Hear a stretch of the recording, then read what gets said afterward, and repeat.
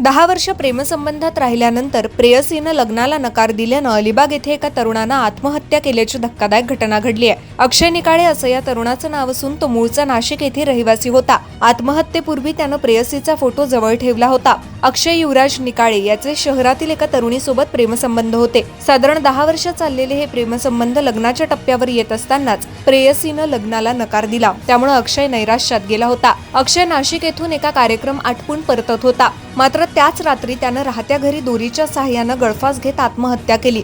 प्रसाद गुरव यांनी याची माहिती अलिबाग पोलीस ठाण्यात दिली। पोलिसांनी तत्काळ घटनास्थळी धाव घेत मृतदेह ताब्यात घेतला आणि शवविच्छेदनासाठी अलिबाग जिल्हा रुग्णालयात पाठवला। दरम्यान अक्षयनं आत्महत्येपूर्वी प्रेयसीचे फोटोही आजूबाजूला ठेवले होते। प्रेम प्रकरण संपुष्टात आल्याचा धक्का सहन न झाल्यानं त्यानं हे टोकाचं पाऊल उचलल्याची चर्चा आहे। या प्रकरणी अलिबाग पोलीस ठाण्यात आकस्मिक मृत्यूची नोंद करण्यात आली आहे। अधिक तपास पोलीस निरीक्षक किशोर साळे यांच्या मार्गदर्शनाखाली सहाय्यक पोलीस निरीक्षक हनुमंत शिंदे करत आहेत।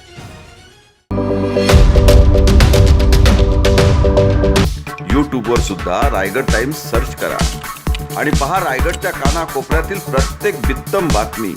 आणि हो, लगेच सबस्क्राईब बटनवर क्लिक करायला विसरू नका। रायगड टाइम्स, आपलं चॅनल, आपला आवाज।